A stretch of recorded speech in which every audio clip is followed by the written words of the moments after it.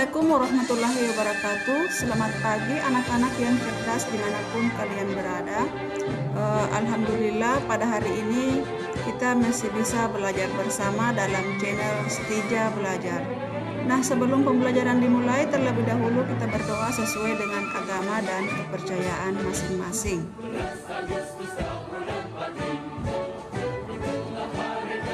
Amin. Alhamdulillah, pada hari ini kita sudah memasuki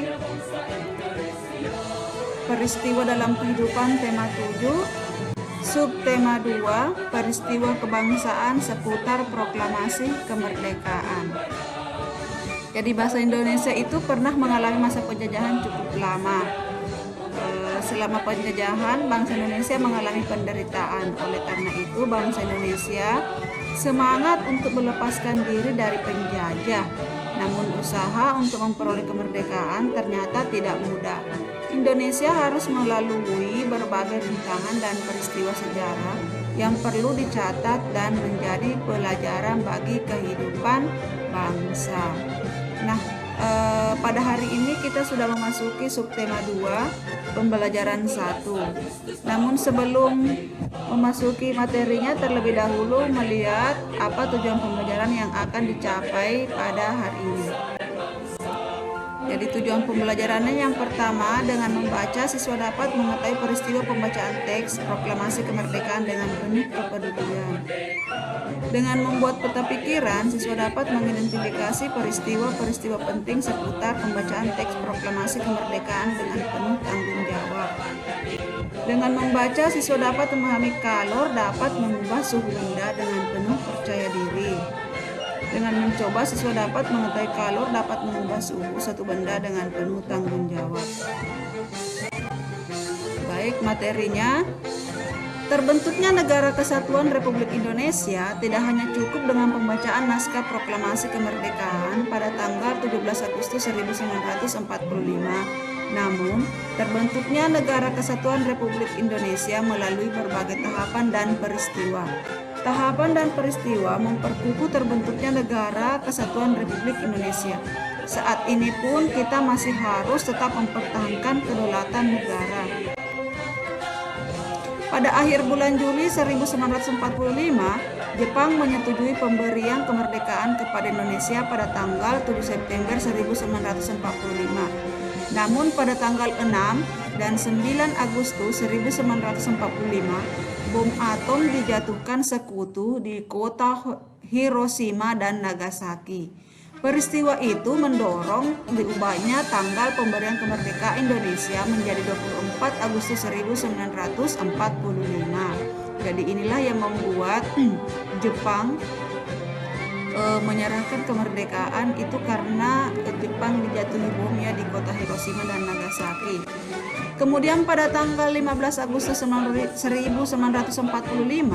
Jepang menyerah tanpa syarat kepada sekutu.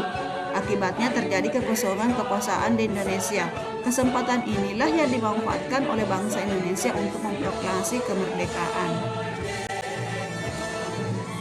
Peristiwa pembacaan teks proklamasi. Mari kita bersama-sama membaca teks proklamasi, pembacaan teks proklamasi ya, sehingga kalian bisa memahami peristiwa pada saat kemerdekaan itu ya, pembacaannya. Kemudian pembacaan teks proklamasi kemerdekaan dilaksanakan pada hari Jumat tanggal 17 Agustus 1945. Sejak pagi telah dilakukan persiapan di Rumah Insinyur Soekarno untuk menyambut proklamasi kemerdekaan Indonesia. Banyak tokoh pergerakan nasional beserta rakyat berkumpul di tempat itu. Mereka ingin menyaksikan pembacaan teks proklamasi kemerdekaan Indonesia. Sesuai kesepakatan yang diambil di Rumah Laksamana Maeda, para tokoh Indonesia menjelang pukul 10.30 waktu Jawa, zaman Jepang, atau pukul 10 waktu Indonesia Barat telah berdatangan ke Rumah Insinyur Soekarno. Mereka hadir untuk menjadi saksi pembacaan teks proklamasi kemerdekaan Indonesia. Acara yang disusun dalam upacara di kediaman Insinyur Soekarno itu antara lain sebagai berikut. Pembacaan teks proklamasi kemerdekaan Indonesia. B. Pengibaran bendera merah putih. C. Sambutan Wali Kota Suwiryo dan Dr. Muwardi. Upacara proklamasi kemerdekaan berlangsung tanpa protokol. Latif Hendra Ningrat memberi aba-aba siap kepada semua barisan pemuda. Semua yang hadir berdiri tegak dengan sikap sempurna. Suasana menjadi sangat hening. Insinyur Soekarno dan Dr. Andes Muhammad Hatta dipersilakan maju beberapa langkah dari tempatnya semula. Insinyur Soekarno mendekati mikrofon dengan suaranya yang mantap. Insinyur Soekarno didampingi Dr. Andes Muhammad Hatta membacakan teks proklamasi kemerdekaan Indonesia yang telah diketik oleh Sayuti Melik. Berikut teks proklamasi yang diketik oleh Sayuti Melik. Jadi proklamasi kami bangsa Indonesia dengan ini menyatakan kemerdekaan Indonesia. Hal-hal yang mengenai pemindahan kekuasaan dan lain-lain diselenggarakan dengan cara saksama dan dalam tempo yang sesingkat-singkatnya. Jakarta 17 bulan 8 tahun 1945 ya. Atas nama bangsa Indonesia, Soekarno-Hatta. Pengibaran bendera merah putih. Sesaat setelah pembacaan proklamasi kemerdekaan, dilanjutkan upacara pengibaran bendera merah putih. Bendera sang saka merah putih dijahit oleh Ibu Fatmawati Soekarno. Suhud mengambil bendera dari atas baki atau nampan yang telah disediakan dan mengibarkannya dengan bantuan Sodanko Latif Hendra Ningrat. Kemudian sang merah putih mulai dinaikkan dan hadirin yang datang bersama-sama menyanyikan lagu Indonesia Raya. Bendera dinaikkan perlahan-lahan menyesuaikan syair lagu Indonesia Raya.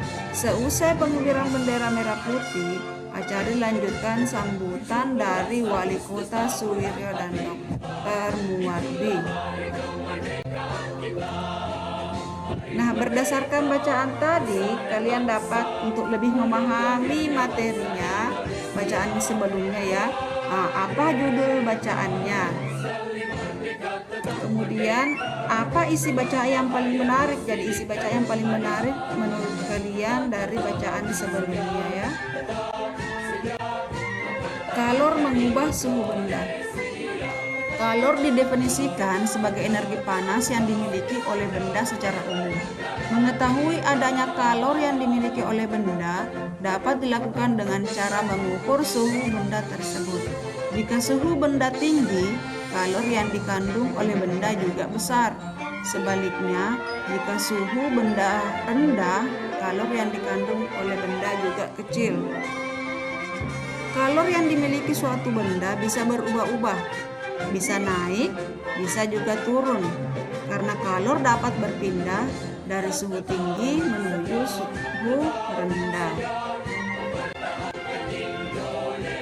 Nah, perhatikan contohnya ya, jadi air panas yang dituang ke dalam wadah yang lebih besar, kemudian air dingin dicampur dengan air dingin, nah hasilnya akan hangat. Jadi contoh bahwa kalor dapat mengubah suhu benda. Air panas memiliki suhu tinggi, air dingin memiliki suhu rendah. Apabila kedua air dicampur, campuran itu akan menghasilkan suhu baru. Suhu rendah akan meningkat karena menerima panas yang bersuhu tinggi. Ya. Jadi materinya pada hari ini sudah selesai ya. Mudah-mudahan semuanya bisa dipahami dengan baik. Tetap semangat belajar dari rumah. Ingat untuk tetap menjaga kesehatan, gunakan masker jika keluar dari rumah, tetap menjaga jarak dan rajin-rajin mencuci tangan. Biasakan menyelesaikan tugas tepat waktu untuk melatih kedisiplinan kalian. Ya demikian. Assalamualaikum warahmatullahi wabarakatuh.